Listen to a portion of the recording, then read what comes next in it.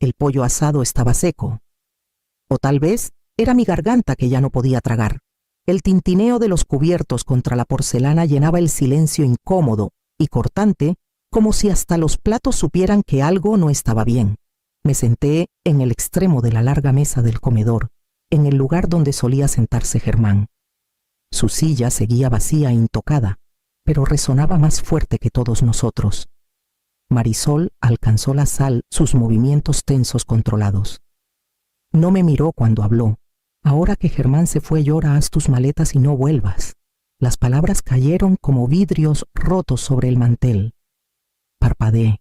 Por un momento no estuve segura de haberla oído bien. Ella siguió cortando su pollo como si solo hubiera pedido que le pasaran la mantequilla. Miré a Javier, mi hijo, el niño al que cargué durante fiebres y rodillas raspadas, el hombre que una vez lloró porque pensó que me había ido temprano del auditorio de la escuela. No me miró. En cambio, asintió lento y despreocupado. Esta casa nunca fue realmente tuya. Un ardor cálido picó detrás de mis ojos, pero no lloré, no discutí, no pregunté cómo podía olvidar los años que pasé manteniendo este hogar cálido, las décadas cocinando, limpiando, reparando paredes, pagando cuentas, guardando recibos. Doblé mi servilleta. Mi mano tembló, pero la obligué a quedarse quieta. Nadie levantó la mirada. Ni siquiera cuando me puse de pie y arrastré mi silla hacia atrás, el sonido raspando contra la madera. Caminé por el pasillo, cada paso resonando más fuerte que cualquier cosa que hubieran dicho. La puerta de mi habitación se cerró con un clic suave. Me apoyé contra ella, el silencio entrando como agua por una grieta. El aroma del perfume de Germán aún impregnaba el closet. Sus gafas de lectura seguían en la mesita de noche. Su lado de la cama estaba hecho. No dormí esa noche. Me quedé en la oscuridad repitiendo la voz de Marisol, la indiferencia de Javier, los años de sacrificio deshaciéndose en una sola cena. Al amanecer mi maleta estaba lista. No dejé nota ni mensaje. Solo cerré la puerta con llave y salí a la luz de la mañana con un bolso lleno de papeles y un corazón que aún no podía sentir. A la mañana siguiente fui al banco. Recuerdo cuando el comedor se sentía diferente. No en los muebles ni en el color, sino en la sensación. Antes había calidez, también risas. Germán solía cortar el pavo, mientras Javier contaba chistes que apenas entendía. Yo creía que esas cenas significaban algo que nos unían como con puntadas invisibles. Germán y yo compramos la casa el año en que Javier cumplió 5. Necesitaba arreglos más de los que podíamos pagar de una vez, pero la amábamos. Aprendí a reparar paredes, a quitar papel tapiz, a estirar el presupuesto para comida cuando la tubería fallaba otra vez. Construimos esa casa como construimos nuestro matrimonio, con paciencia, noches largas, manos callosas y una esperanza terca. Dejé mi trabajo en la librería para criar a Javier a tiempo completo. Solo hasta que entre al kinder, me dije.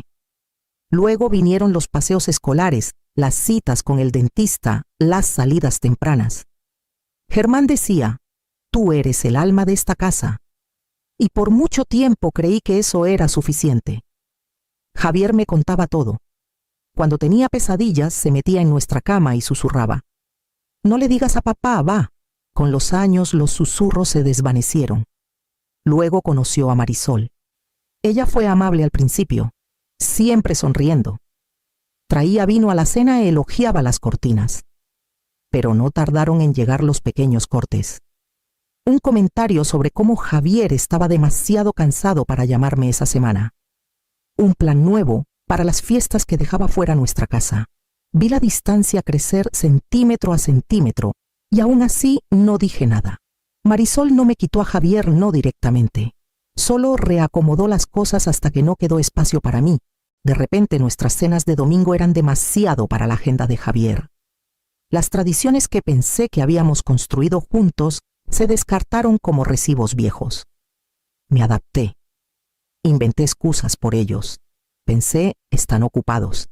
Tienen su propia vida. Pero no era solo eso. Era una eliminación. Vi cómo ella moldeó a mi hijo sin siquiera alzar la voz. Cuando Javier dejó de abrazarme al despedirse, me dije que era normal. Cuando dejaron de invitarme a las cenas de cumpleaños, lo tomé como un malentendido. Cuando empezó a llamar menos, dejé mensajes de voz cada vez más cortos. Al final dejé de llamar. Ahora pienso que confundí mi silencio con bondad. Creí que si mantenía mi voz suave, mi corazón firme lo verían como amor. Nunca consideré que lo tomarían como rendición. En el banco me senté en la sala de espera, la luz del sol demasiado brillante a través de la ventana. Mi bolso estaba en mi regazo, aún cerrado, las manos apretadas alrededor de la correa. Una mujer al otro lado de la sala me sonrió. No le devolví la sonrisa.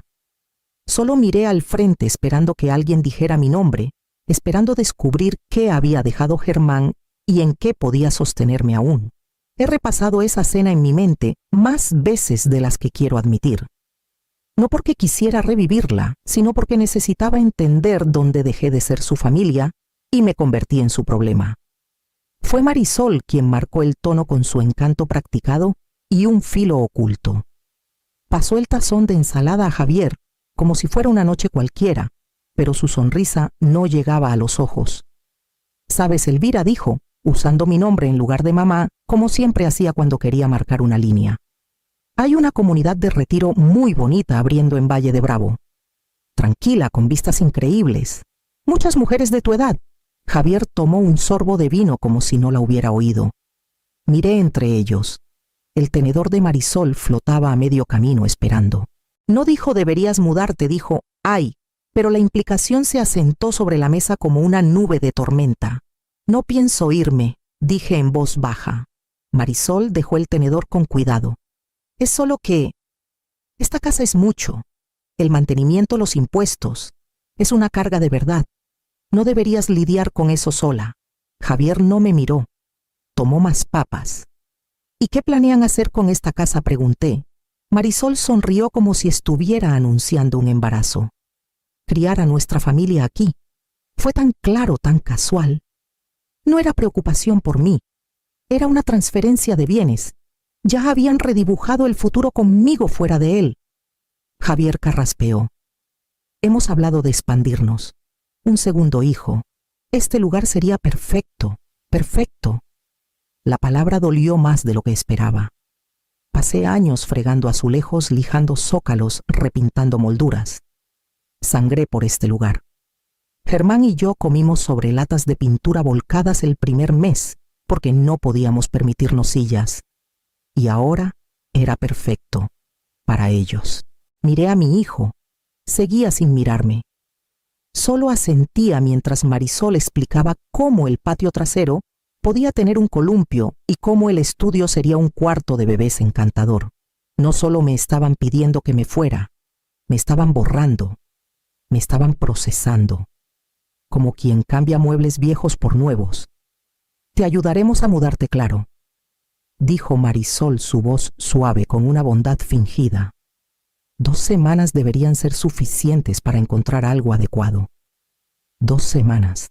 Eso era todo lo que me daban para desmantelar mi vida. Me excusé antes de que dijeran más. Mi apetito se había esfumado, pero sabía lo suficiente como para no dejar que mi voz temblara al empujar mi silla hacia atrás. En el banco, Carmina finalmente llamó mi nombre. Me levanté, alicé mi blusa y la seguí por las puertas de vidrio hacia una pequeña oficina que olía ligeramente a limpiador de limón y papel. Carmina Devine me recibió con una sonrisa amable y un apretón de manos firme. La seguí a una oficina silenciosa con cajones de archivo y una luz suave. Me indicó que me sentara mientras abría los detalles de la cuenta en su computadora. «Lamento mucho lo de Germán», dijo en voz baja. «Siempre fue meticuloso, nunca se apresuraba, siempre amable». Asentí sin saber qué decir. Él se encargaba de todo. Solo necesito entender qué hay, qué es mío. Sus dedos se movieron rápido por el teclado. Hizo una pausa, sus cejas se alzaron ligeramente. «Hay más aquí de lo que esperaba», dijo. «Déjame imprimir algunas cosas». Me dio la primera hoja, una cuenta de cheques conjunta, modesta pero estable. Luego una cuenta de ahorros más grande de lo que imaginé, suficiente para mantenerme al menos un año. Pero luego vino la tercera hoja, También hay una cuenta de mercado monetario, dijo. Esta está solo a tu nombre. La miré fijamente. Miaela asintió. Y 2 certificados de depósito, también a tu nombre, renovándose por varios años. Mis manos apretaron el papel. No recordaba haber firmado nada de eso. Debió hacerme firmar en visitas rutinarias, murmuré. Me dijo que eran solo actualizaciones. No es raro, dijo Carmina con suavidad. Algunos esposos prefieren manejar las cosas en silencio, especialmente cuando piensan a largo plazo. Luego hizo una pausa. También hay un fideicomiso. Levanté la vista. El Fideicomiso Viviente Vargas. Creado hace 5 años. Eres la única beneficiaria. Deslizó otro documento sobre el escritorio. Ha estado recibiendo depósitos regulares de una cuenta de negocios. Parpadeé. Pero la empresa fue vendida. Según estos registros, no. Sigue activa. Los depósitos son constantes. Pequeños al principio, pero estables. Los hábitos de Germán volvieron en destellos.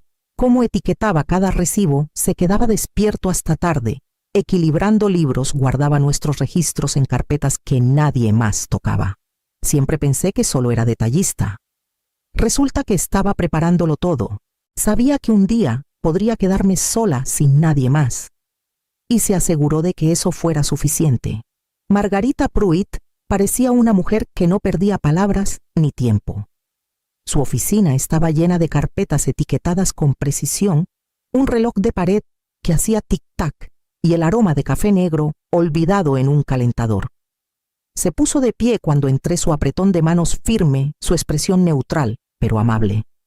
Lamento tu pérdida, señora Vargas, dijo. Germán siempre traía 2 plumas por si acaso. Sonreí débilmente. Eso sonaba a él. Necesito entender algo, dije. La gerente del banco mencionó un fideicomiso que recibe depósitos de una cuenta de negocios.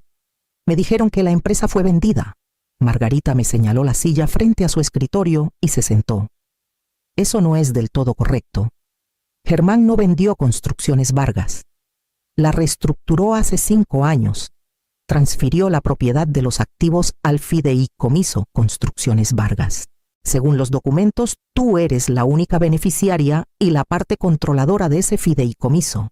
Las palabras tardaron un momento en asentarse. Yo soy dueña de la empresa.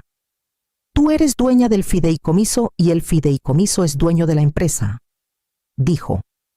Ha estado operando bajo un modelo más ligero, contratos más pequeños, menos riesgos, pero consistentemente rentable. Sacó varios resúmenes financieros y los puso frente a mí. Números, fechas, patrones de depósitos. Todo claro, todo organizado.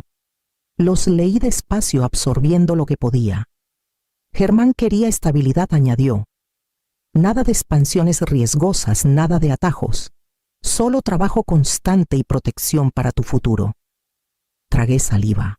Javier dijo que el negocio se había ido, que no quedaba nada más que deudas. Margarita dudó. Eso es complicado. Tu hijo me contactó el mes pasado. Levanté la vista de golpe. Pidió iniciar una transferencia de control del negocio. Dijo que él se encargaría de todo ahora que Germán no está.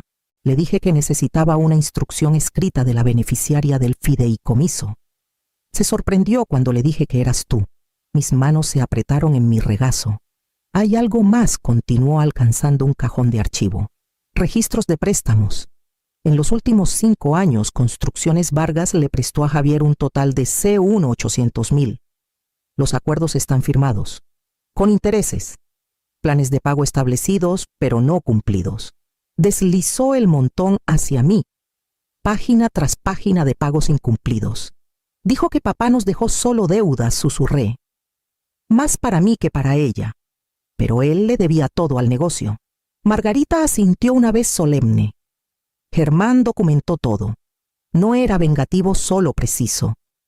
Miré la firma de mi hijo, repetida una y otra vez, siempre bajo la de mi esposo.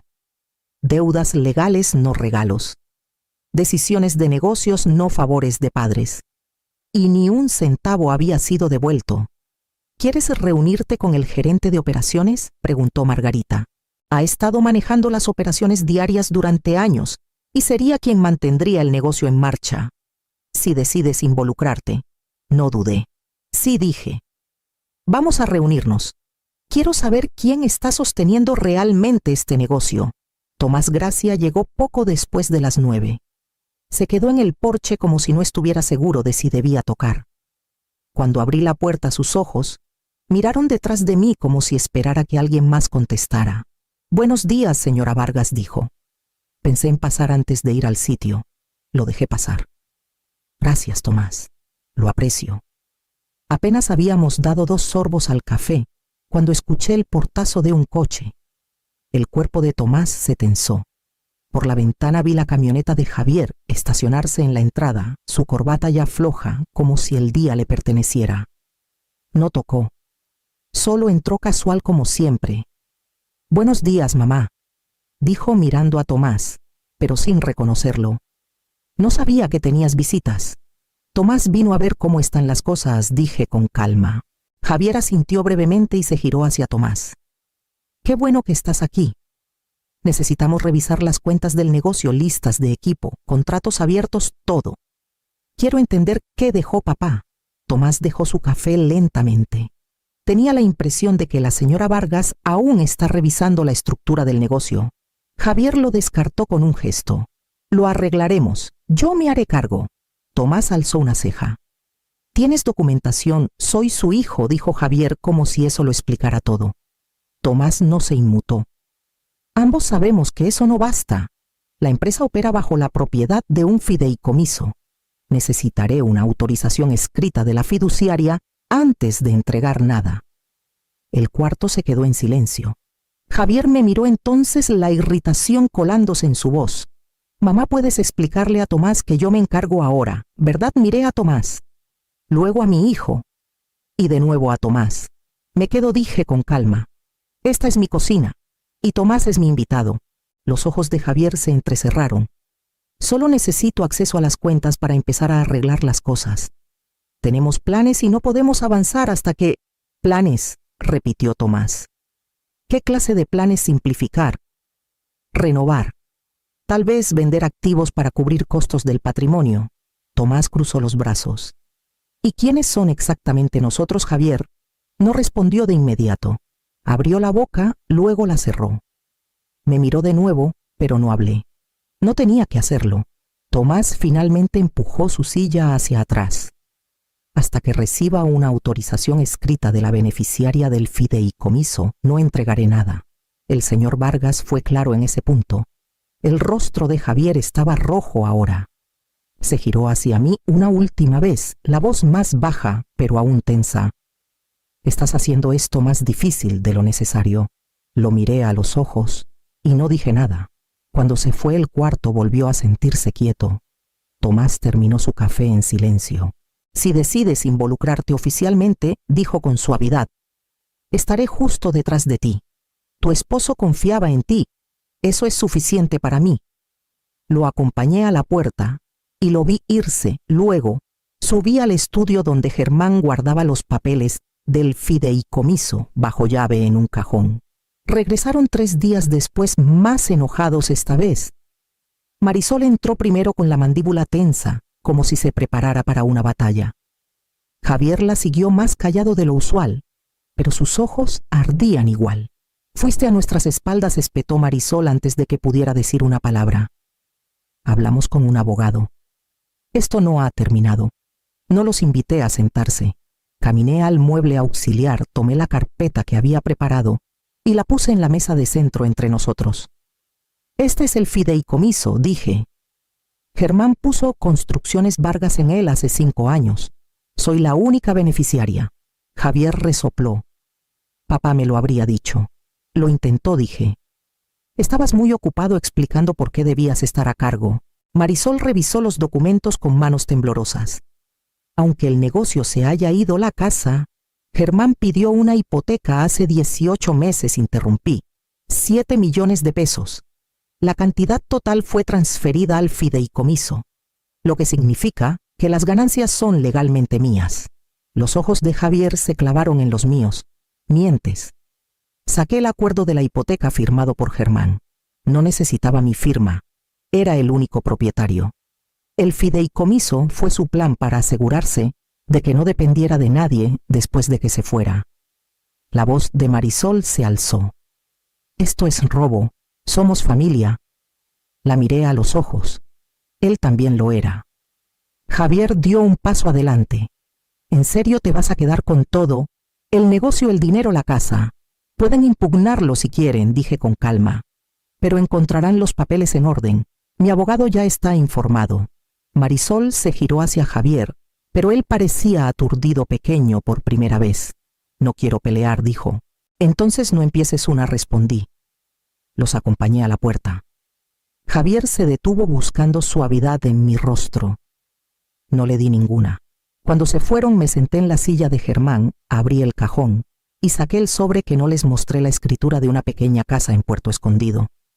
6 meses después, despierto con el sonido de las olas fuera de mi ventana.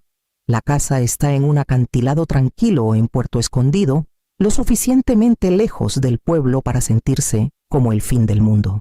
Es más pequeña que la casa vieja, pero cada rincón me pertenece. Cada cajón, cada mañana silenciosa, cada copa de vino al atardecer. Míos. Germán la compró hace 3 años a través del fideicomiso. Encontré la escritura entre formularios de seguros y estados trimestrales, junto con una nota amarilla escrita a mano, para cuando esté lista para vivir solo para ella misma. No estaba lista entonces. Ahora sí. Javier y Marisol intentaron impugnar el fideicomiso, por supuesto. Su abogado habló de influencia indebida y justicia familiar. Pero todo lo que Germán puso en marcha era sólido, limpio, claro y completamente documentado. El juzgado falló a favor del fideicomiso, a mi favor. Para cuando terminó el saldo del préstamo impago, había subido a C1 900.000 con intereses y multas. Se ordenó un plan de pagos. Si fallan, aunque sea una vez, el negocio puede embargar el salario de Javier. No fue mi idea. Fue la ley. La dejé en pie. No he hablado con ellos desde el día que salieron de mi casa. Ni llamadas ni cartas. Solo la distancia lenta y deliberada que se forma cuando las personas se dan cuenta de que ya no tienen acceso a tu vida. Tomás dirige la empresa como Germán le enseñó, medido, confiable, honesto. Los reportes trimestrales llegan como reloj.